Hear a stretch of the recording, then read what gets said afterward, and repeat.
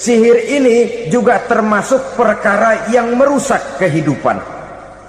Kita semua sama-sama maklum bahwa sihir sebenarnya bukan persoalan baru. Sejak sebelum datang Islam, sihir itu sudah ada. Di zaman Yunani kuno, sihir ada.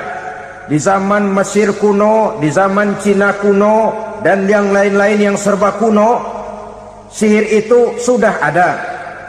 Bahkan para nabi pun, para rasul yang diutus oleh Allah Subhanahu wa ta'ala, senantiasa berhadapan dengan ahli-ahli sihir untuk menguji kebenaran dari misi yang mereka bawa. Sihir adalah perbuatan di luar kebiasaan yang bisa dikerjakan oleh ahlinya dengan bantuan jin atau setan. Hukum mempelajari sihir adalah haram, mengamalkannya lebih haram lagi. Sebab itu saudara-saudara, sihir merupakan perbuatan merusak yang harus kita jauhi. Ciri-ciri daripada perbuatan sihir, pertama, ia mengandung tipuan, bayangan khayal. Di zaman Nabi Musa misalnya, orang melihat tambang-tambang itu seperti ular. Nabi Musa melayangkan tongkatnya menjadi ular-ular besar yang memakan ular-ular kecil ciptaan tukang-tukang sihir Fir'aun tadi. Lalu sihir bisa terjadi dengan bantuan jin kafir atau setan. Kemudian ciri yang ketiga, sifatnya halus dan tersembunyi. Taruh kata ada seorang ahli sihir yang mempergunakan ayat-ayat Quran sebagai jompa-jampe, sebagai baca-bacaan, itu cuma sekedar kedok. Tujuannya tidak lain menjadikan agama sebagai ketok untuk membenarkan cara yang dimurkai oleh Allah Subhanahu wa ta'ala. Satu hadis yang diriwayatkan oleh Imam Bazar dan Tabrani, Nabi berpesan, "Laisa minna man tatayyara lahu au takahhana au tukuhhina lahu au sahira lahu." Tidak termasuk ke dalam golonganku, kata Nabi. Tidak termasuk umatku. Siapa mereka? Man tatayyara lahu, orang yang bertatoyur. Apa tatoyur itu? Dari kalimat toyaro, artinya terbang. Toir biasa diartikan dengan burung. Tatoyaro percaya kepada suara-suara burung. Man tatayyara lahu, mempercayai, meyakini dengan benar-benar kepada suara beburungan. Kan suka ada itu, nah bunyi burung tuh, maling liwat. Maling liwat. Burung bunyi, maling liwat. Itu termasuk tatayyara lahu, percaya kepada suara burung. Kan aneh kalau suara orang nggak dipercaya, suara burung malah dipercaya. Ada ustadz ceramah, kiai ngaji, nggak mau didengerin, burung dengerin bener. Nah, suaranya dari sebelah mana? Belah kulon. Nah, itu tandanya ano. Habis dihitung-hitung. Itu termasuk tatayyara lahu. Au takahana, atau bertenung, au tukuhina, atau minta ditenungkan, au sahirolahu, atau melakukan perbuatan sihir atau minta disihirkan. Laisa minna, tidak termasuk ke dalam golonganku, kata Nabi. Sehingga dengan demikian saudara-saudara, menghadapi sihir dengan sihir sekalipun termasuk perbuatan yang tidak diajarkan oleh agama. Kita kan mempelajari sihir untuk jaga diri. Tidak apa-apa, yang dilarang mengamalkannya, dilarang juga mempelajarinya. Sebab orang kalau sudah mengetahui, biasanya lalu terangsang untuk mencoba. Kalau percobaannya berhasil, biasanya terangsang untuk coba lagi dan coba lagi.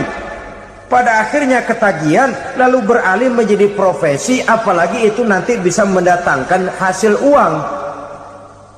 Saudara-saudara kaum muslimin rahimakumullah, Kita manusia makhluk nyata, kita hidup di alam nyata, terikat oleh sunnatullah, causality. Oleh karenanya bagi kita keyakinan yang penuh, keikhlasan di dalam bertuhankan Allah, penyerahan diri sepenuhnya hanya kepadanya, itu sudah merupakan obat penangkal yang sangat ampuh agar kita tidak terkena penyakit-penyakit yang dibuat oleh setan dan para pembantunya. Sehingga beberapa ayat Quran mengajarkan, misalnya a'udzu bikalimatillahi tammati min syarri ma khalaq, atau bismillazi la yadurru ma'asmihi syai'un fil ardi wala fis sama, dengan menyebut nama Allah yang tidak bisa mendatangkan bahaya sedikit pun, dari baik yang datang dari langit maupun yang datang dari bumi. Jiwa yang kosong dari keyakinan yang penuh kepada Allah, jiwa yang penuh was-was dan ragu-ragu, itu yang mudah terserang oleh penyakit-penyakit yang dikerjakan oleh para tukang-tukang sihir, yaitu oleh setan dan seluruh para pembantunya. Kemudian hadis kedua yang diriwayatkan oleh Imam Ibnu Hibban, Nabi bersabda, la yadkhulul jannata mudminu khamrin wala mu'minu bisihrin wala qati'u rahmin. Tidak masuk surga. Ini Nabi yang bilang, tidak masuk surga. Siapa itu? Pertama, mudminu khamrin, orang yang berkekalan dalam mabuk. Selalu mudminun itu sudah menjadi perbuatan rutinnya, tidak kapok-kapoknya, teler seumur hidup. Mudminu khamrin, tidak masuk surga orang yang selalu bermabuk-mabukan. Yang kedua, wala mu'minu bisihrin, orang mukmin tapi main sihir. Ini juga oleh Nabi diperingatkan, tidak akan masuk surga orang mukmin tapi suka main sihir. Wala qati'u rahmin, dan tidak juga orang yang memutuskan silaturahmi. Tiga macam manusia yang diperingatkan Nabi tidak akan masuk surga: orang yang selalu mabuk, orang mukmin yang main sihir, dan orang yang memutuskan silaturahmi. Saudara-saudara kaum muslimin rahimakumullah. Lalu orang berkata, kenapa dilarang kita bersihir? Padahal Rasul sendiri kan punya mukjizat. Nah, kita memang harus membedakan antara mukjizat dengan sihir. Dalam kehidupan agama kita kenal ada yang namanya mukjizat, ada yang namanya karomah atau keramat biasa diucapkan, ada yang namanya maunah, ada yang namanya irhas, ada juga yang namanya sihir. Kesemuanya ini berbeda, saudara-saudara. Yang dinamakan mukjizat itu khusus untuk para rasul saja. Satu kejadian luar biasa yang terjadi dilakukan oleh rasul atas izin dari Allah Subhanahu wa taala. Perbedaannya dengan sihir jelas. Sihir dari setan, mukjizat dari Allah. Sihir bisa dipelajari, mukjizat tidak. Sihir umumnya untuk maksud-maksud yang tidak baik, sedangkan mukjizat untuk memperkuat kebenaran yang disampaikan oleh para rasul dan ditentang oleh umatnya. Bahkan kafir Quraisy dahulu menganggap orang-orang ahli sihir itu berada dalam satu posisi yang hina, sehingga mereka mengatakan dan menuduh Nabi Muhammad sebagai tukang sihir.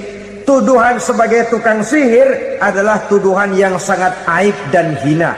Di tengah masyarakat kufar jahiliyah, kedudukan tukang sihir dipandang sebagai kedudukan yang hina, sehingga mereka mengejek Nabi dengan sebutan tukang sihir. Jadi mukjizat hanya untuk Rasul saja. Kemudian karomah. Karomah ini asal kata dari karoma, kehormatan, kemuliaan yang diberikan Allah kepada hamba-hambanya yang rajin mendekatkan diri kepadanya. Oleh karena ketekunannya melaksanakan ibadah, Allah memberikan keistimewaan kepada orang itu yang dengan keistimewaannya dia bisa mengerjakan yang tidak bisa dikerjakan oleh orang lain. Karomah hanya bisa dicapai dengan prestasi ibadah. Kalau sihir mau ibadah apa enggak, asal dia belajar, bersatu dan berteman dengan setan, memenuhi persyaratan-persyaratan setan, biasanya lalu bisa. Sedangkan karomah tidak mungkin terwujud tanpa orang mendekatkan diri sedekat-dekatnya kepada Allah Subhanahu wa ta'ala. Maka kita lihat biasanya orang-orang yang punya ilmu sihir, mukanya rata-rata nggak enak dilihat.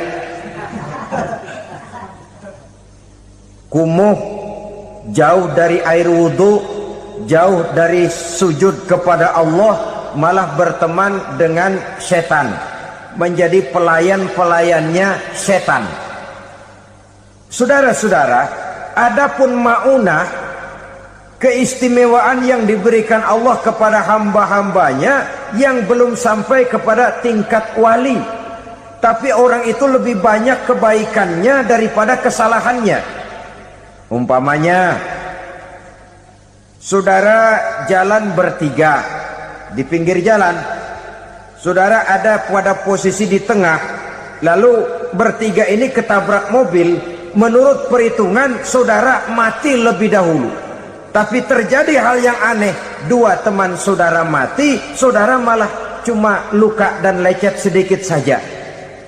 Apa itu? Kalau kita lebih banyak kebaikannya daripada kesalahannya, itu yang dinamakan maunah, pertolongan yang diberikan Allah kepada hamba-hambanya yang lebih banyak kebaikannya daripada kesalahannya.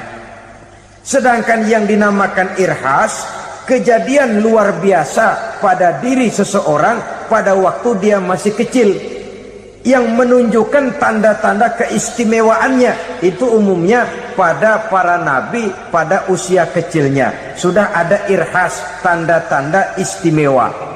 Jelas baik mukjizat, karomah, maunah maupun irhas berbeda dengan sihir. Sihir ini jelas saja merupakan bantuan dan persekutuan antara manusia dengan setan. Padahal setan, kata Allah dalam Al-Quran, innahu lakum aduwwum mubin, sesungguhnya setan bagi kamu adalah musuh yang sangat jelas. Saudara-saudara kaum muslimin rahimakumullah, di zaman sekarang dalam menghadapi beban kehidupan yang makin pelik, menghadapi stres yang tidak kunjung selesai, menghadapi persoalan-persoalan yang teramat berat, orang sering mencari jalan keluar kepada hal-hal yang menurut pendapatnya bisa meringankan beban moralnya itu. Pergilah dia mencari sesuatu yang dapat meringankan bebannya. Dan tidak jarang yang jatuh ke pangkuan tukang-tukang tenung, ke pangkuan tukang-tukang sihir, yang mereka itu oleh Quran dijelaskan kadzabal munajjimun walau sodaku. Tukang-tukang tenung, tukang-tukang sihir, mereka itu bohong walaupun benar. Maksudnya bohong walaupun benar, artinya kalau yang mereka kerjakan benar, itu sih kebenaran. Benar dengan kebenaran itu lain. Kebenaran, kebetulan bisa, tapi tidak untuk selalu. Apalagi kalau itu sudah membahayakan kehidupan orang lain. Jadi oleh karena itu Nabi berpesan, jauhilah daripada sihir. Kalau sudah jauhilah dari sihir, artinya ya jauhilah daripada mempelajarinya, jauhilah daripada bergaul dengan orang-orang yang ahli di bidang itu, karena dari pergaulan segalanya bisa menular. Riba alias renten, kedoknya adalah menolong orang, tapi sama juga bulu buntutnya dilepas, palanya dicekek. menolong orang pada akhirnya menjadi beban bagi seseorang. Dan memang mencari orang-orang yang berada dalam posisi kesulitan. Biasanya di daerah-daerah di mana musim paceklik jadi lapangan kerja sulit, sedangkan urusan perut tidak bisa ditunda, akhirnya orang terjebak ke dalam rentenir, ke dalam riba, ke dalam renten, bunga berbunga, sehingga satu saat jumlah bunganya bisa lebih besar dari jumlah pinjaman pokoknya. Kemudian kalau juga ternyata tidak bisa dibayar, rumah jadi taruhan. Memang rumah satu-satunya, begitu rumah ditarik mulain camping. Bukankah pada akhirnya akan mewariskan kesengsaraan? Oleh karena itu, kepada kita berusahalah jangan berhubungan dengan rentenir, jangan makan renten dan riba. Kepada mereka yang melaksanakan riba, walaupun mendatangkan keuntungan materi, tapi percayalah harta yang didapat dengan jalan riba tidak akan membawa keberkahan. Manakala tidak membawa keberkahan, dia tidak akan mendatangkan ketenangan di dalam kehidupan kita. Oleh karenanya, memakan harta riba termasuk perbuatan yang merusak sendi-sendi kehidupan sosial, merusak kehidupan orang lain, merusak kehidupan masyarakat, tetangga, pergaulan, dan sebagainya. Memakan harta anak yatim dengan cara yang zolim. Nih, memang lezat. Anak yatim itu nggak tahu urusan apa-apa. Kita diamanahkan untuk mengurusinya. Kadang-kadang dibentuklah panitia penyantunan yatim piatu. Yatimnya mah tetap kelaparan, panitianya yang pada gendut.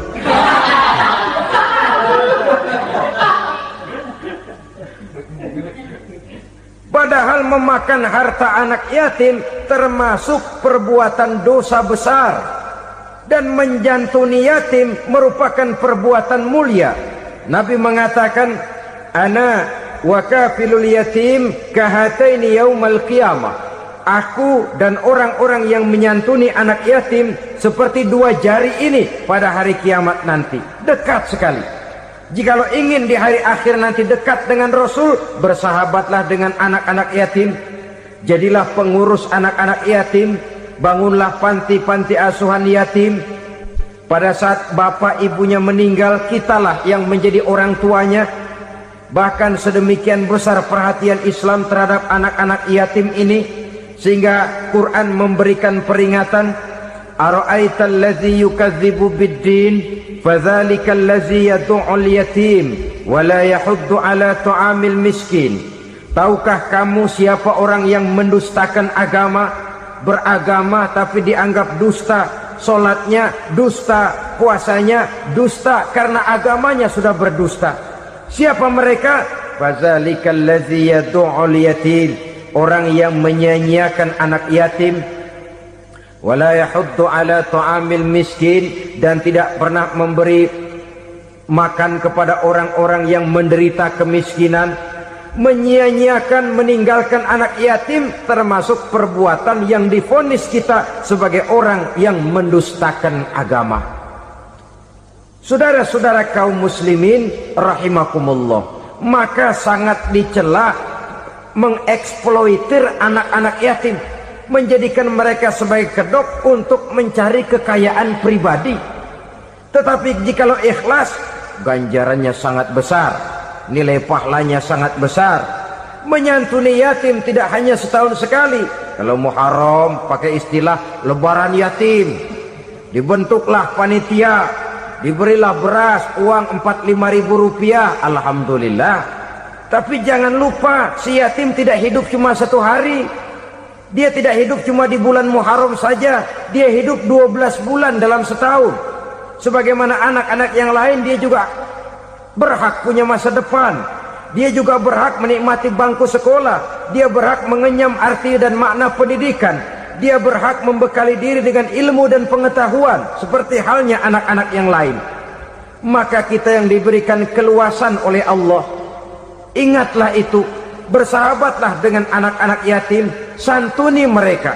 Perkara setahun sekali di bulan Muharram, alhamdulillah, itu bagus, bin Thayyib alias baik.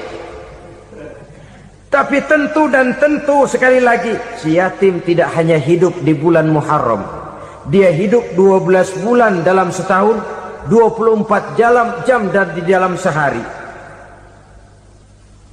Oleh karenanya, menyia-nyiakan mereka pada saat posisi kita memang mampu akan memojokkan kita dalam satu posisi di mana kita dianggap sebagai orang yang mendustakan agama, memakan harta anak yatim dengan cara yang zolim. Bapaknya udah meninggal, kebunnya lebar, anaknya dikelecehin. Nah, dah kamu nggak usah pusing, nanti saya yang ngurus. Akhirnya bukan ngurus, nguras. Si yatim mungkin tidak tahu bahwa dia disia-siakan, haknya diambil, miliknya dizolimi. Tapi Allah yang akan membalasnya dengan seadil-adilnya. Maka makan harta anak yatim biasanya balasannya tokcer bin paten. Nggak banyak selang tempo itu, nggak percaya cobain dah. Nyobain aja kan nggak bayar, umpama memakan harta anak yatim dengan cara yang zolim, ganjarannya biasanya kontan. Kenapa? Ratapan si miskin, untayan air matanya, jeritan kepedihan hatinya, membuka pintu langit, permohonannya diijabah, getaran hatinya didengarkan oleh Allah, maka balasannya biasanya kontan, spontan, tidak menunggu waktu terlalu lama. Itu di dunia, belum lagi di akhirat nanti. Bukankah dalam riwayat Mi'raj diceritakan Nabi melihat di neraka itu orang perutnya sebesar rumah? La haula wala quwata. Itu perut kayak rumah, bagaimana jalannya tuh orang? Dan memang gak jalan, diseret-seret oleh malaikat di neraka itu. Hancur perutnya, amburadul itu perut. Berantakan isinya, dibulatkan lagi, diseret lagi, hancur lagi, dibulatkan lagi. Sampai Nabi tanya, orang itu begitu berat siksanya kenapa ya Jibril? Itu Muhammad, waktu di dunia dulu rakus banget makan harta anak yatim. Begitu vonisnya, begitu menyedihkan nasibnya di akhirat. Tapi di dunia pun ketidakberkahan itu sudah membayangi kehidupannya. Oleh karena itu, kepada saudara-saudara yang mendapat titipan anak yatim, berbahagialah, karena semulia-mulia rumah adalah rumah yang di dalamnya ada anak yatim yang disantuni. Sehina-hina rumah adalah rumah di mana di dalamnya ada anak yatim yang disia-siakan. Begitu kata Nabi kita. Rumah yang paling mulia dalam pandangan Allah, rumah yang di dalamnya ada anak yatim yang disantuni. Rumah yang paling hina dalam pandangan Allah, rumah yang di dalamnya ada anak yatim yang nasibnya disia-siakan. Berbahagialah saudara apabila menjadi penyantun anak-anak yatim, pelindung mereka, sehingga mereka mempunyai masa depan sebagaimana anak-anak lainnya. Rasulullah sendiri sedemikian peka terhadap keadaan anak-anak yatim karena beliau sendiri memang mengalami. Umur 6 bulan dalam kandungan ibu, beliau sudah ditinggalkan oleh ayahnya. Pada saat berusia 6 tahun, ibu sudah meninggal. Yatim piatu dalam usia di mana beliau sedang perlu belas kasih seorang ibu dan pengertian seorang bapa. Kepekaan itu lalu timbul, bahkan kemudian sampai kepada beliau berkata, aku dan orang yang menyantuni anak yatim seperti jari tengah dan jari telunjuk di hari akhirat nanti. Sedemikian dekatnya.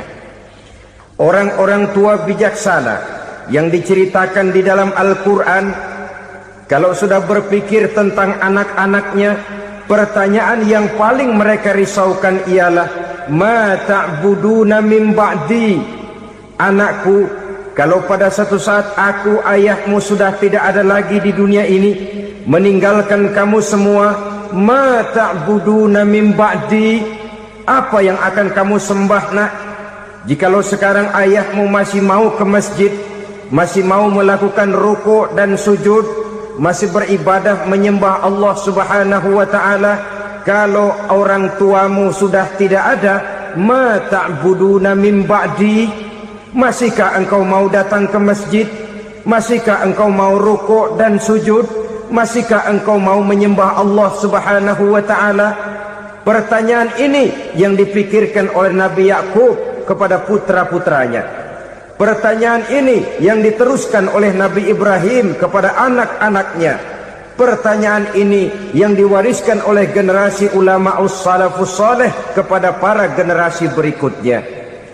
Bagaimana kita generasi sekarang? Kita orang-orang tua sekarang bukan berfikir ma ta'buduna min ba'di, malah yang kita fikirkan ma ta'kuluna min ba'di.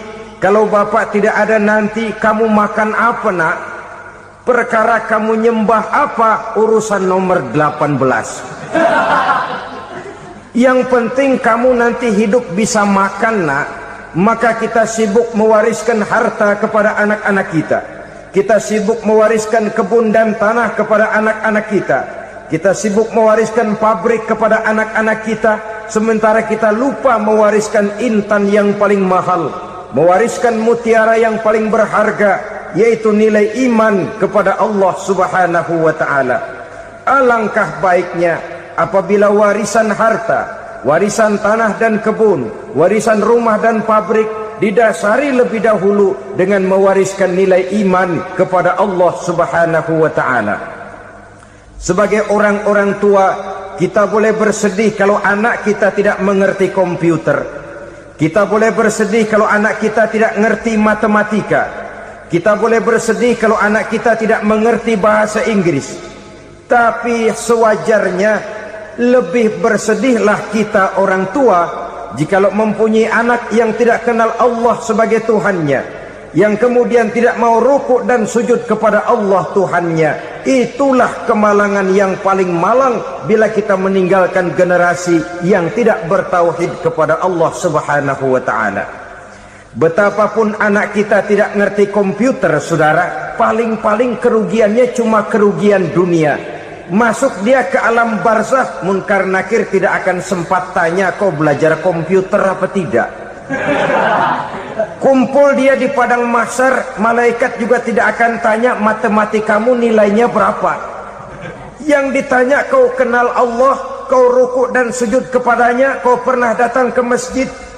Oleh karena itu sekali lagi, menjaga nilai iman tidak hanya untuk kita, tetapi juga mewariskannya kepada anak-anak kita generasi yang akan datang.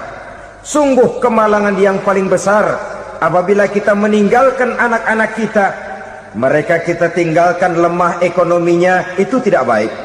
Mereka kita tinggalkan lemah otaknya, itu pun akan membuat mereka tertinggal oleh yang lain. Tapi yang paling celaka, jikalau kita tinggalkan mereka dalam kondisi lemah imannya, rapuh akidahnya, tidak baik dan tidak betul keyakinan hidupnya. Oleh karena itu Nabi berpesan, jauhilah 7 perkara yang merusak. Yang pertama, syirik kepada Allah Subhanahu wa ta'ala, menyekutukan Allah baik dalam ucapan, dalam keyakinan ataupun dalam perbuatan. Ini perkara pertama yang termasuk 7 perusak besar di dalam kehidupan. Kalau sudah jatuh kita ke lembah syirik, bagaimanapun banyak kebaikan yang kita kerjakan, berjiwa sosial, bertangan pemurah, gemar menolong orang lain, kalau memang dasarnya syirik, maka seluruh kebaikan kita akan hancur, tidak akan ada nilainya dalam pandangan Allah Subhanahu wa ta'ala. Dalam pandangan manusia mungkin kita dicatat sebagai orang sosial, gemar menolong orang lain, tidak berpangku tangan melihat orang yang mendapat kesulitan. Tapi oleh karena dasarnya syirik, dasarnya tidak mentauhidkan Allah, maka seluruh nilai kebaikan yang kita kerjakan tidak akan ada nilainya dalam pandangan Allah Subhanahu wa ta'ala. Maka jagalah iman kita jangan sampai dihinggapi penyakit syirik yang bagaimana kecilnya sekalipun.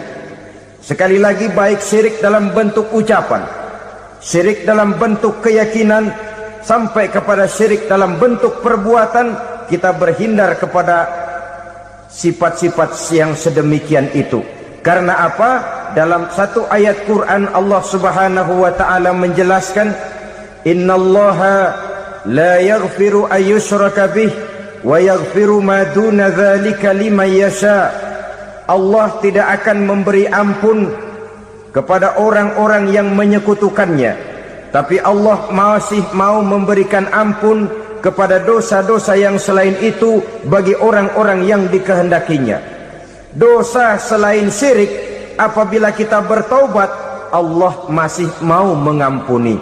Tapi kalau sudah jatuh ke tempat syirik, itu sudah dosa yang tidak berampun. Taubatnya tidak lain melepas syirik, kembali kepada tauhid, berkeyakinan bahwa hanya ada Allah Subhanahu wa ta'ala, Tuhan satu-satunya, yang lam yalid walam yulad walam yakul lahu kufuwan ahad.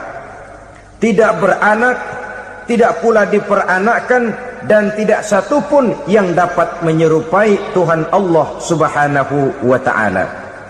Saudara-saudara kaum muslimin rahimakumullah, bahwa kita di zaman sekarang memang tidak menyembah berhala, ya. Bahwa kita tidak berterang-terangan mengatakan Tuhan lebih dari satu, memang. Bahwa kita tidak berkeyakinan Tuhan itu punya anak atau diperanakkan, tentu. Tapi dalam perbuatan dan i'tiqad, kita kadang-kadang jatuh tanpa kita sadari ke tempat yang bernama syirik ini. Oleh karenanya, di zaman di mana teknologi makin canggih, di mana kemajuan pembangunan makin menjangkau berbagai aspek kehidupan, diperlukan keseimbangan antara kemajuan fisik material dengan kemajuan mental spiritual. Apabila tidak ada keseimbangan, yang terwujud tentulah kepincangan, yang diawali dengan pincangnya cara kita berpikir, sehingga pada akhirnya akan mengarah kepada pincangnya cara kita berbuat dan bertindak di dalam kehidupan kita. Oleh karena itu Nabi berpesan, jauhilah sifat syirik, karena syirik merupakan dosa yang teramat besar. Ini sifat merusak yang pertama. Yang kedua, kata Nabi, wasihra, jauhilah sihir. Sihir ini juga termasuk perkara yang merusak kehidupan.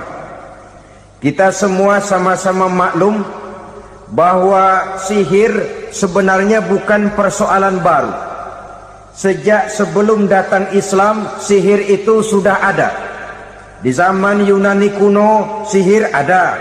Di zaman Mesir kuno, di zaman Cina kuno, dan yang lain-lain yang serba kuno, sihir itu sudah ada. Bahkan para nabi pun, para rasul yang diutus oleh Allah Subhanahu wa ta'ala, senantiasa berhadapan dengan ahli-ahli sihir untuk menguji kebenaran dari misi yang mereka bawa. Sihir adalah perbuatan di luar kebiasaan yang bisa dikerjakan oleh ahlinya dengan bantuan jin atau setan. Hukum mempelajari sihir adalah haram, mengamalkannya lebih haram lagi. Sebab itu saudara-saudara, sihir merupakan perbuatan merusak yang harus kita jauhi. Ciri-ciri daripada perbuatan sihir, pertama, ia mengandung tipuan, bayangan khayal. Di zaman Nabi Musa misalnya, orang melihat tambang-tambang itu seperti ular. Nabi Musa melayangkan tongkatnya menjadi ular-ular besar yang memakan ular-ular kecil ciptaan tukang-tukang sihir Fir'aun tadi. Lalu sihir bisa terjadi dengan bantuan jin kafir atau setan. Kemudian ciri yang ketiga, sifatnya halus dan tersembunyi.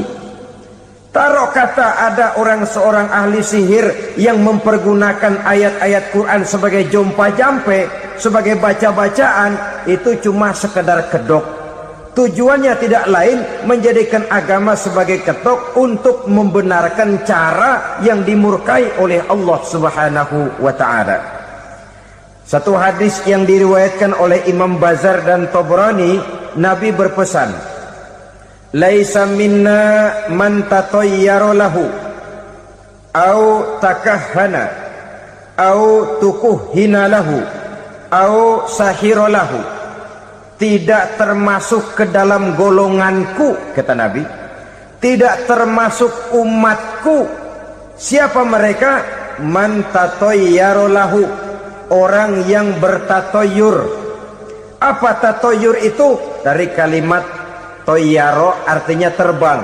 Toir biasa diartikan dengan burung. Tatoyaro percaya kepada suara-suara burung.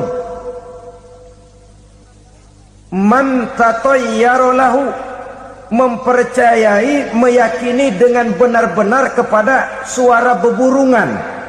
Kan suka ada itu, nah bunyi burung tuh, maling liwat. Maling liwat.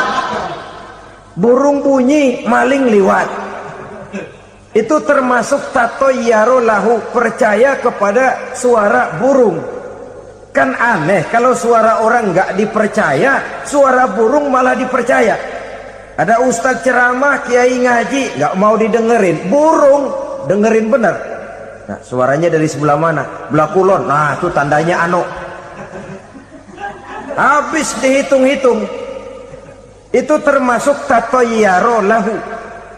Au takahana, atau bertenung, au tukuhina, atau minta ditenungkan, au sahirolahu, atau melakukan perbuatan sihir, atau minta disihirkan.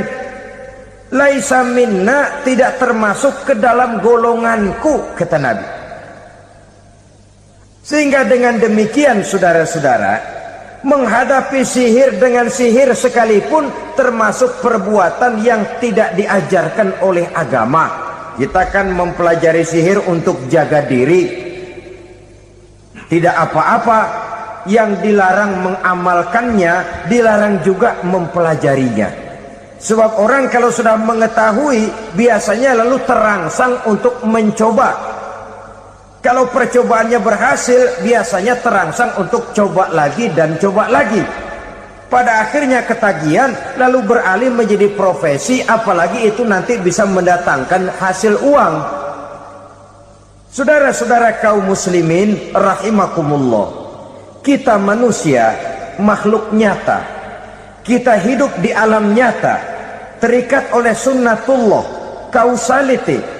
Oleh karenanya bagi kita keyakinan yang penuh, keikhlasan di dalam bertuhankan Allah, penyerahan diri sepenuhnya hanya kepadanya, itu sudah merupakan obat penangkal yang sangat ampuh agar kita tidak terkena penyakit-penyakit yang dibuat oleh setan dan para pembantunya. Sehingga beberapa ayat Quran mengajarkan, misalnya a'udzu bikalimatillahi tammati min syarri ma khalaq, atau bismillazi la yadurru ma'asmihi syai'un fil ardi wala fis sama, dengan menyebut nama Allah yang tidak bisa mendatangkan bahaya sedikit pun, dari baik yang datang dari langit maupun yang datang dari bumi. Jiwa yang kosong dari keyakinan yang penuh kepada Allah, jiwa yang penuh was-was dan ragu-ragu, itu yang mudah terserang oleh penyakit-penyakit yang dikerjakan oleh para tukang-tukang sihir, yaitu oleh setan dan seluruh para pembantunya.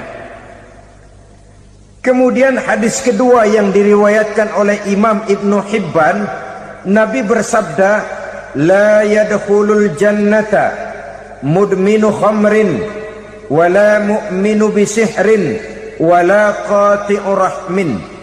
Tidak masuk surga. Ini Nabi yang bilang, tidak masuk surga. Siapa itu? Pertama, mudminu khamrin, orang yang berkekalan dalam mabuk.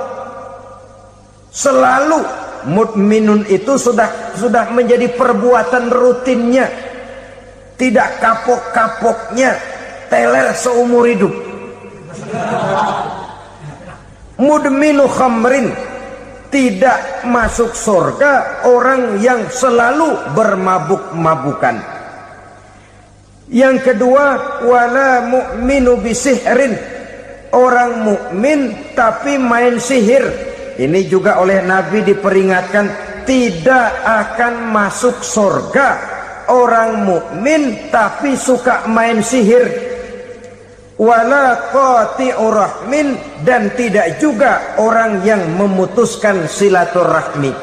3 macam manusia yang diperingatkan Nabi tidak akan masuk surga: orang yang selalu mabuk, orang mukmin yang main sihir, dan orang yang memutuskan silaturahmi. Saudara-saudara kaum muslimin rahimakumullah. Lalu orang berkata, kenapa dilarang kita bersihir? Padahal Rasul sendiri kan punya mukjizat. Nah, kita memang harus membedakan antara mukjizat dengan sihir. Dalam kehidupan agama kita kenal ada yang namanya mukjizat, ada yang namanya karomah atau keramat biasa diucapkan, ada yang namanya maunah, ada yang namanya irhas, ada juga yang namanya sihir. Kesemuanya ini berbeda, saudara-saudara. Yang dinamakan mukjizat itu khusus untuk para rasul saja. Satu kejadian luar biasa yang terjadi dilakukan oleh rasul atas izin dari Allah Subhanahu wa taala. Perbedaannya dengan sihir jelas. Sihir dari setan, mukjizat dari Allah. Sihir bisa dipelajari, mukjizat tidak. Sihir umumnya untuk maksud-maksud yang tidak baik, sedangkan mukjizat untuk memperkuat kebenaran yang disampaikan oleh para rasul dan ditentang oleh umatnya.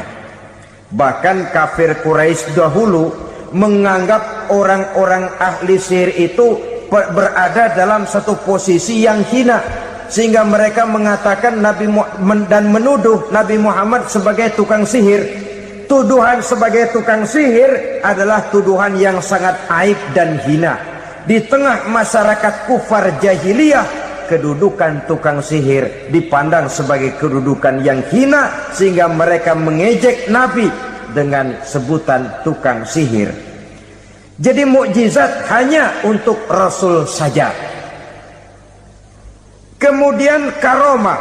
Karomah ini asal kata dari karomah, kehormatan, kemuliaan yang diberikan Allah kepada hamba-hambanya yang rajin mendekatkan diri kepadanya.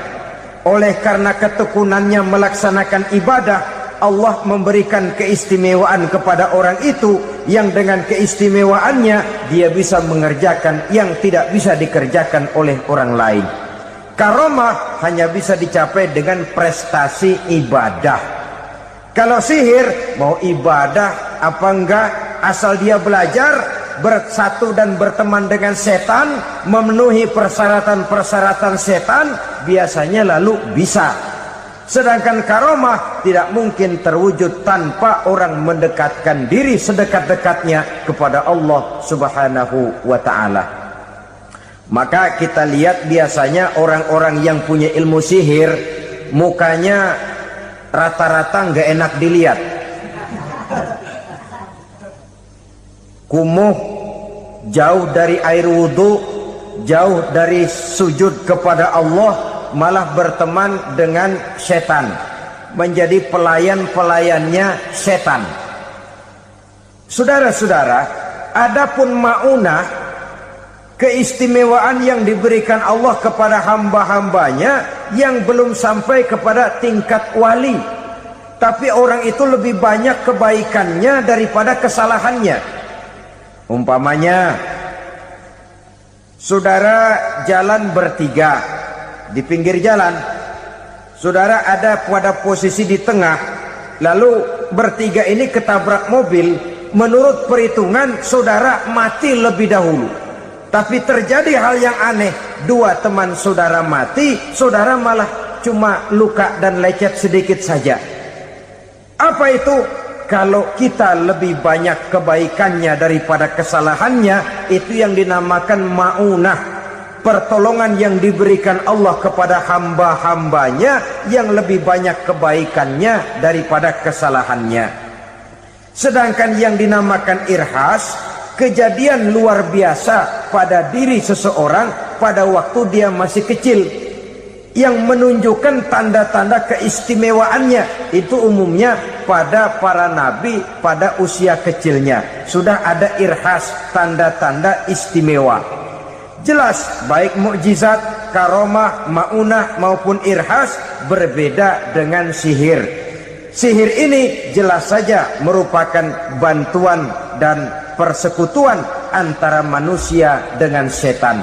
Padahal setan, kata Allah dalam Al-Quran, innahu lakum aduwwum mubin, sesungguhnya setan bagi kamu adalah musuh yang sangat jelas.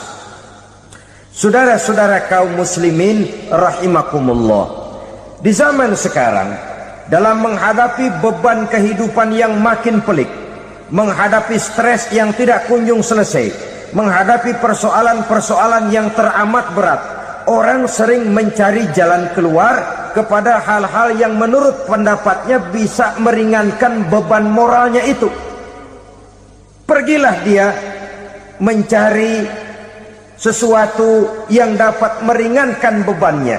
Dan tidak jarang yang jatuh ke pangkuan tukang-tukang tenung, ke pangkuan tukang-tukang sihir, yang mereka itu oleh Quran dijelaskan kazabal munajjimun walau sodaku.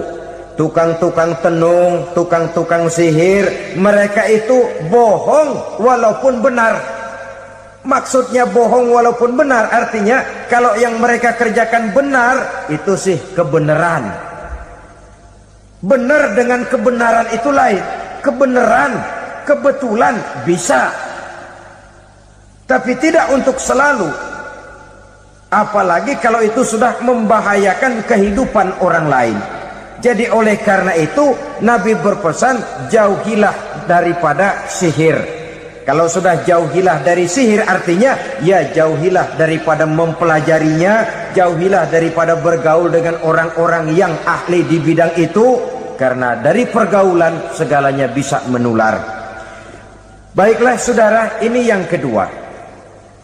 Yang ketiga pesan Nabi, wa qatlan nafsil lati harramallahu illa bil haq, membunuh orang lain dengan cara yang tidak benar, membunuh orang yang diharamkan oleh Allah Subhanahu wa taala untuk melakukannya kecuali dengan alasan yang benar. Kita tahu Islam adalah agama damai, sesuai dengan namanya. Ia tidak dikembangkan dengan pedang dan kekerasan. Ia dikembangkan dengan keteladanan dan tuntunan moral. Oleh karena Islam bukan agama kekerasan, Islam pun tidak mementingkan dan mengajarkan kekerasan kecuali dengan alasan yang benar dan bisa dipertanggungjawabkan. Membunuh dengan sengaja, menghilangkan nyawa orang lain tanpa alasan yang bisa dibenarkan adalah merupakan dosa besar dan satu di antara 7 perkara yang bisa mendatangkan kerusakan dalam kehidupan dan yang hendaknya harus kita jauhi. Saudara-saudara kaum muslimin rahimakumullah, beberapa waktu yang lalu di sebuah kota kecil yang indah bernama New Auckland. Saudara tahu New Auckland? Tuh dari Gunung Kidul masih ngidul lagi. Pernah diadakan satu seminar yang membicarakan bagaimana menyelamatkan masyarakat manusia dari bahaya Perang Dunia Ketiga. Diperkirakan kalau terjadi Perang Dunia Ketiga, manusia tidak akan tersisa. Sebab apa? Pada waktu itu cadangan nuklir yang dimiliki oleh bersama Amerika dan Rusia konon sudah sanggup memusnahkan 6 miliar manusia pada saat jumlah manusia baru 5 miliar. Jadi kelebihan nuklir dunia ini. Kalau terjadi Perang Dunia Ketiga, sulit manusia untuk tersisa. Maka dibahaslah di dalam seminar itu, supaya tidak terjadi perang dunia ketiga, maka perlombaan membuat senjata-senjata canggih, alat-alat pembunuh modern harus segera dibatasi. Dibahas, tidak mungkin kita membatasi perlombaan membuat senjata. Kenapa? Makin maju ilmu dan teknologi, makin canggih senjata yang ditemukan. Atom sudah meningkat menjadi nuklir, nuklir sudah meningkat menjadi neutron, dan kita tahu bom yang bernama neutron ini bom yang cukup membunuh tanpa perlu merusak. Artinya kalau dia diledakkan di kota kita ini, bangunan utuh, jembatan tidak ambruk, rumah-rumah tetap berdiri, tapi semua yang bernama hidup mati. Itu katanya lebih sopan dari bom atom. Sebab kalau si atom ini sudah membunuh, merusak pula. Neutron cukup membunuh saja tanpa perlu merusak. Jadi majunya senjata-senjata teknologi sebagai akibat yang logis dari kemajuan ilmu pengetahuan ini tidak bisa kita batasi. Dan memang sebenarnya yang bahaya bukan senjatanya, tapi manusia yang mengendalikan senjata itu. Mereka kembali kepada prinsip the man behind the gun. Bukan senjatanya yang bahaya, tapi manusia yang mengendalikan senjata itu yang bahaya. Walaupun senjatanya modern, katakanlah model M16 umpamanya, kalau yang mengendalikannya orang beriman, insya Allah aman. Tapi biar megang cuma senapan angin, kalau yang megang orang brutal, ngeri kita deket-deket. Apalagi kalau memang bukan ahlinya menggunakan senjata, bisa ngeker kaki kena jidat.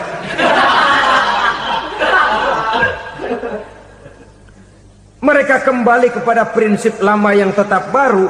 Bukan senjatanya yang harus dibatasi, manusia yang mengendalikan senjata itu yang perlu dibicarakan. Nah, kalau begitu, agar manusia tidak mempergunakan senjata sewenang-wenang, apa yang harus kita lakukan? Ya, manusianya harus bermoral. Ya, tapi moral yang mana? Di dunia ini banyak ajaran tentang moral. Itu pun mudah saja. Di sini kan kita undang saja ahli dari berbagai agama untuk membicarakan konsep perdamaian menurut agamanya masing-masing. Baik, setuju itu, setuju. Maka tampillah para ahli agama, mereka kembali kepada prinsip moral daripada konsep yang terkandung di dalam ajaran agama untuk menegakkan perdamaian.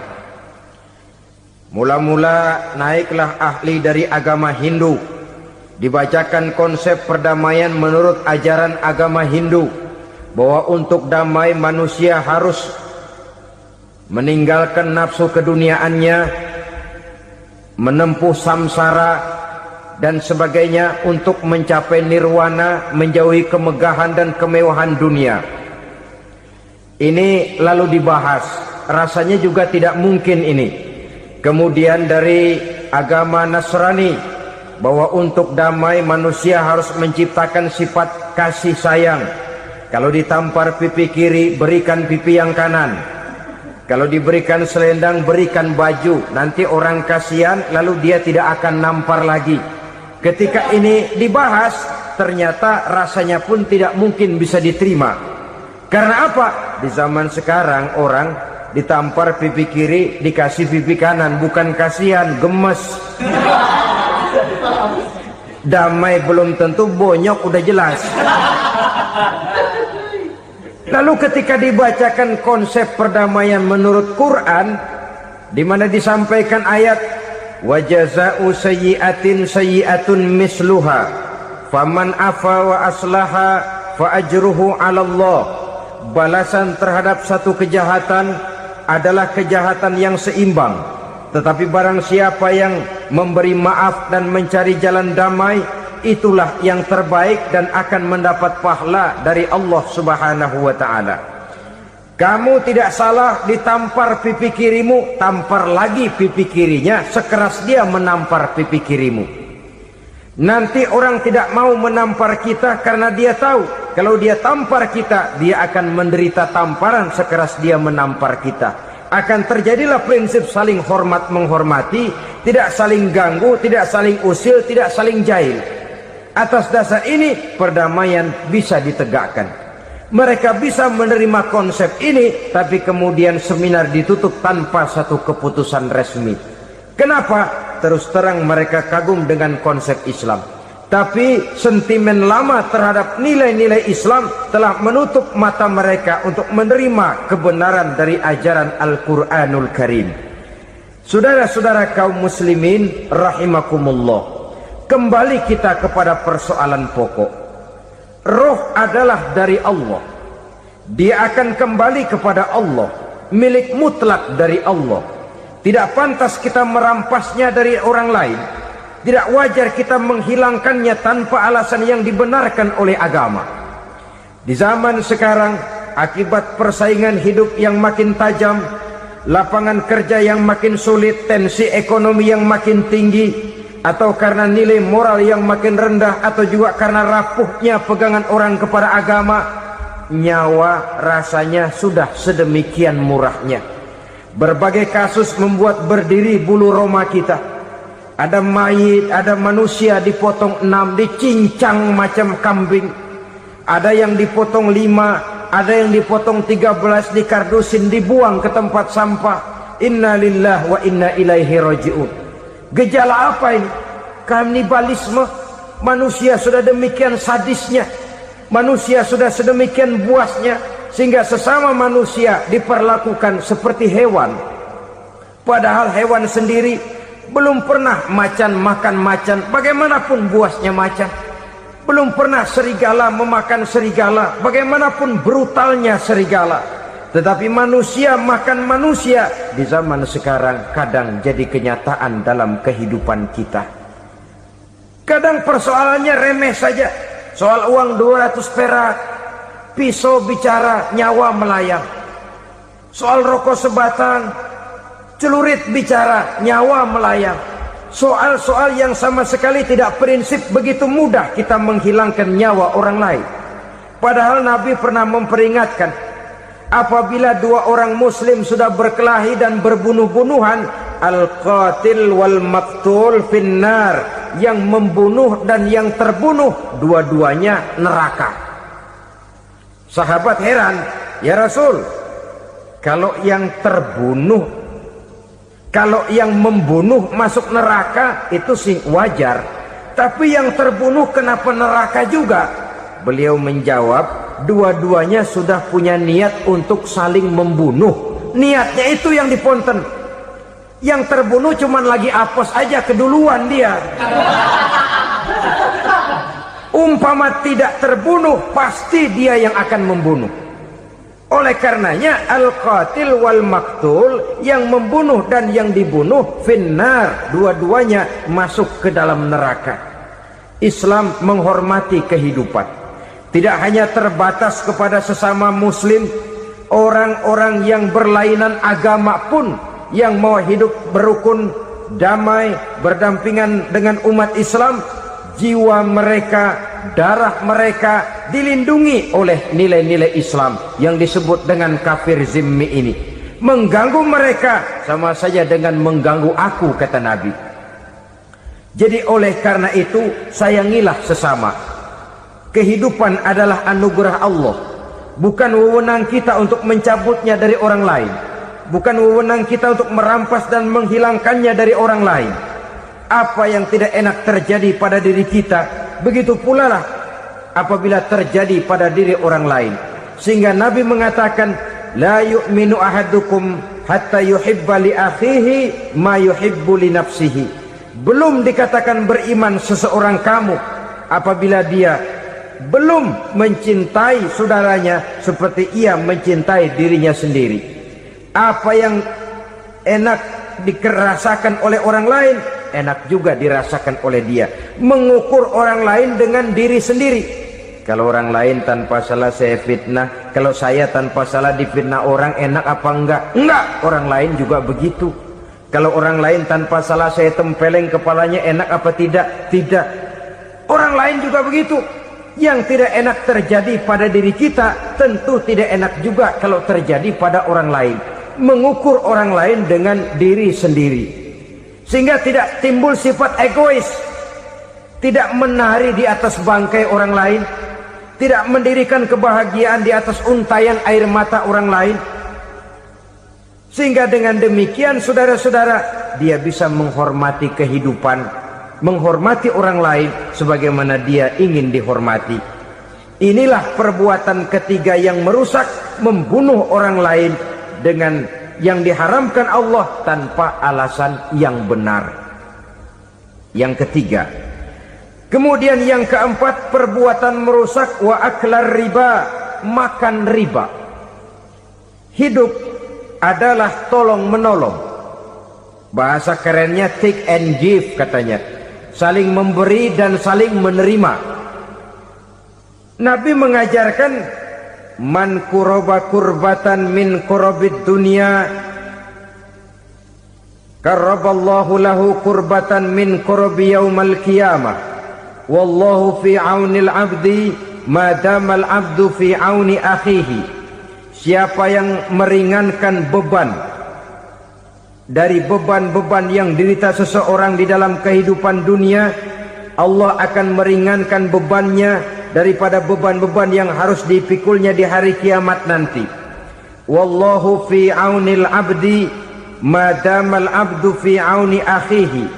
Allah senantiasa akan menolong seorang hamba selama hamba itu masih mau menolong saudaranya. Allah selalu akan menolong seorang hamba selama hamba itu masih mau menolong saudaranya. Apabila kita sudah berpangku tangan terhadap kesulitan orang lain, biasanya pun pada saat kita mendapat kesulitan, kita akan sulit juga memperoleh pertolongan.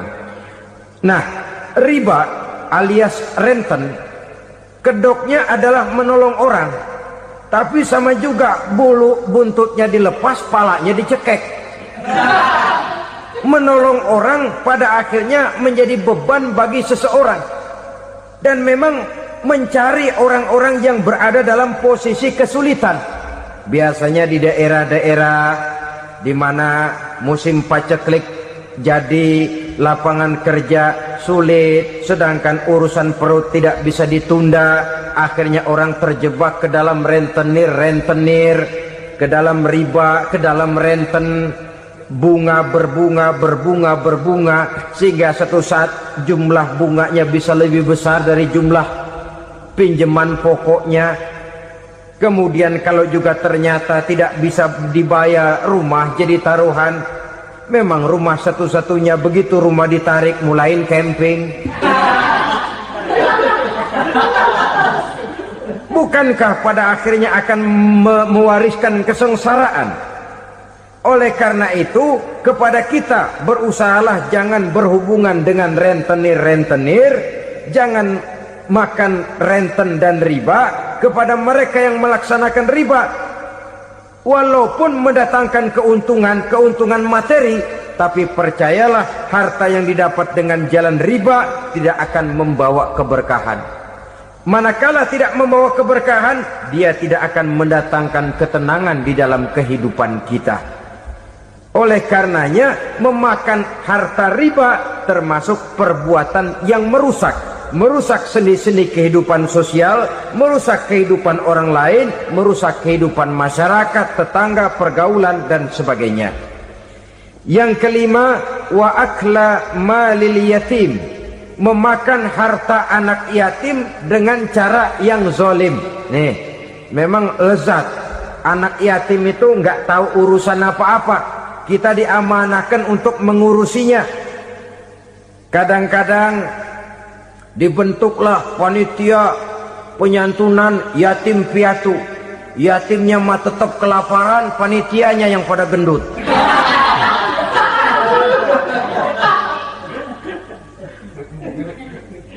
Padahal memakan harta anak yatim termasuk perbuatan dosa besar. Dan menjantuni yatim merupakan perbuatan mulia. Nabi mengatakan, ana wa kafilul yatim kahataini yaumal qiyamah. Aku dan orang-orang yang menyantuni anak yatim seperti dua jari ini pada hari kiamat nanti. Dekat sekali. Jikalau ingin di hari akhir nanti dekat dengan Rasul, bersahabatlah dengan anak-anak yatim. Jadilah pengurus anak-anak yatim. Bangunlah panti-panti asuhan yatim. Pada saat bapak ibunya meninggal, kitalah yang menjadi orang tuanya. Bahkan sedemikian besar perhatian Islam terhadap anak-anak yatim ini, sehingga Quran memberikan peringatan, ara'aital ladzi yukadzibu bid-din fadzalikal ladzi yad'ul yatim wa la yahuddu ala ta'amil miskin. Tahukah kamu siapa orang yang mendustakan agama, beragama tapi dianggap dusta, solatnya dusta, puasanya dusta karena agamanya sudah berdusta. Siapa mereka? Fadzalikal ladzi yad'ul yatim, orang yang menyia-nyiakan anak yatim, wala yahuddu ala ta'amil miskin, dan tidak pernah memberi makan kepada orang-orang yang menderita kemiskinan. Menyia-nyiakan, meninggalkan anak yatim termasuk perbuatan yang divonis kita sebagai orang yang mendustakan agama. Saudara-saudara kaum muslimin rahimakumullah, maka sangat dicela mengeksploitir anak-anak yatim, menjadikan mereka sebagai kedok untuk mencari kekayaan pribadi. Tetapi jikalau ikhlas, ganjarannya sangat besar, nilai pahalanya sangat besar.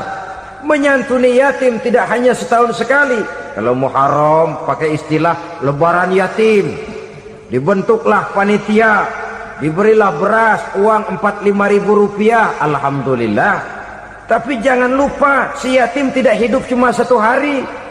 Dia tidak hidup cuma di bulan Muharram saja, dia hidup 12 bulan dalam setahun. Sebagaimana anak-anak yang lain, dia juga berhak punya masa depan. Dia juga berhak menikmati bangku sekolah. Dia berhak mengenyam arti dan makna pendidikan. Dia berhak membekali diri dengan ilmu dan pengetahuan seperti halnya anak-anak yang lain. Maka kita yang diberikan keluasan oleh Allah, ingatlah itu, bersahabatlah dengan anak-anak yatim, santuni mereka. Perkara setahun sekali di bulan Muharram, alhamdulillah, itu bagus, bin Thayyib alias baik. Tapi tentu dan tentu sekali lagi, si yatim tidak hanya hidup di bulan Muharram. Dia hidup 12 bulan dalam setahun, 24 jam di dalam sehari. Oleh karenanya, menyia-nyiakan mereka pada saat posisi kita memang mampu, akan memojokkan kita dalam satu posisi di mana kita dianggap sebagai orang yang mendustakan agama. Memakan harta anak yatim dengan cara yang zolim. Bapaknya udah meninggal, kebunnya lebar, anaknya dikelecehin. Nah, dah kamu gak usah pusing, nanti saya yang ngurus. Akhirnya bukan ngurus, nguras. Si yatim mungkin tidak tahu bahwa dia disia-siakan, haknya diambil, miliknya dizolimi. Tapi Allah yang akan membalasnya dengan seadil-adilnya.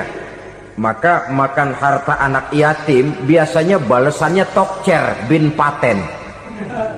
Nggak banyak selang tempo itu, nggak percaya cobain dah.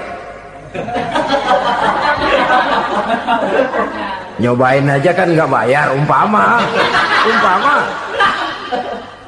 Memakan harta anak yatim dengan cara yang zolim, ganjarannya biasanya kontan. Kenapa? Ratapan si miskin, untayan air matanya, jeritan kepedihan hatinya, membuka pintu langit, permohonannya diijabah, getaran hatinya didengarkan oleh Allah. Maka balasannya biasanya kontan, spontan, tidak menunggu waktu terlalu lama. Itu di dunia, belum lagi di akhirat nanti.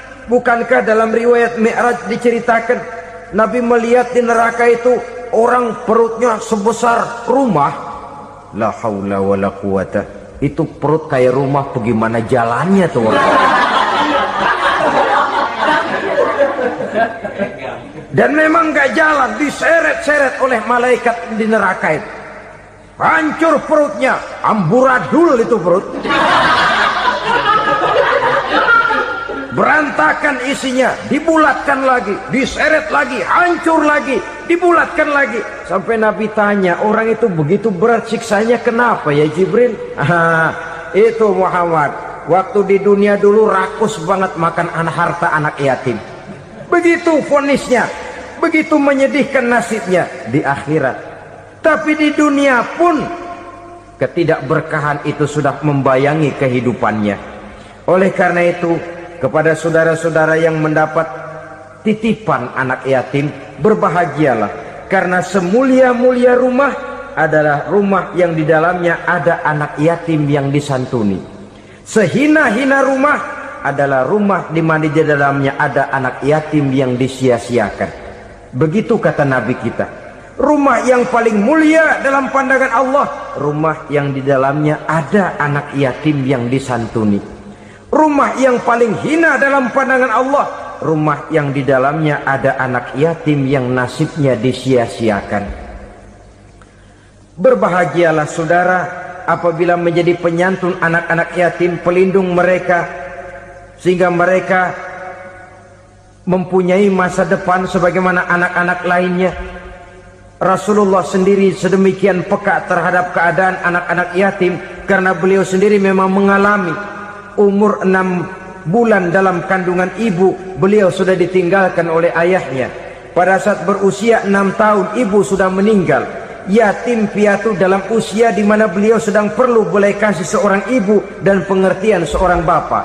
Kepekaan itu lalu timbul, bahkan kemudian sampai kepada beliau berkata, aku dan orang yang menyantuni anak yatim seperti jari tengah dan jari telunjuk di hari akhirat nanti. Sedemikian dekatnya. Baiklah ya, jadi yang kelima, memakan harta anak yatim. Jauhi, karena ini perbuatan yang merusak. Yang keenam, watawalli yaumaz zahfi, melarikan diri pada hari pertempuran. Apa ini? Khianat, tidak konsekuen dengan konsep perjuangan. Pada mulanya keras benar teriak, berantas korupsi, ganyang korupsi, cuma karena belum dapat giliran. Begitu dia naik dapat kesempatan, korupsinya lebih edan dari yang diteriakinya. Ini termasuk tawalli yaumaz zahfi, berpaling pada hari peperangan.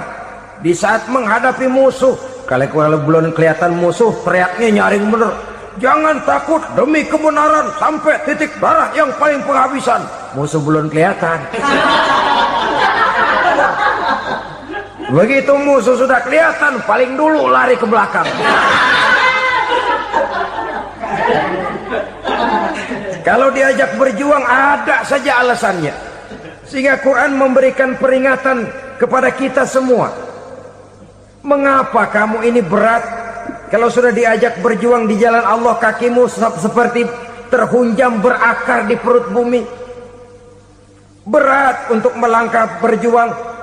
Lari dari pertempuran tidak konsekuen dengan konsepsi perjuangan. Mau enaknya saja. Dalam kondisi yang sulit lalu berpangku tangan. Ini termasuk ciri munafik yang di dalam Al-Quran disindir dengan bahasa kullama adha'a lahum masyaufi wa iza azlama alaihim qamu. Waktu terang mereka jalan, giliran gelap mereka mandek. Artinya, maksudnya, kalau giliran ada untungnya aja, rame-rame teriak Islam. Tapi begitu diminta berjuang, dituntut berkorban, rame-rame mundur. Waktu dilihat di Islam ada untungnya, rame-rame teriak Islam. Pak, saya Islam banget, Pak. KTP saya Islam, Pak. Pokoknya Islam banget dah. Tapi ketika diminta berjuang, dituntut sedikit berkorban, rame-rame mengundurkan diri.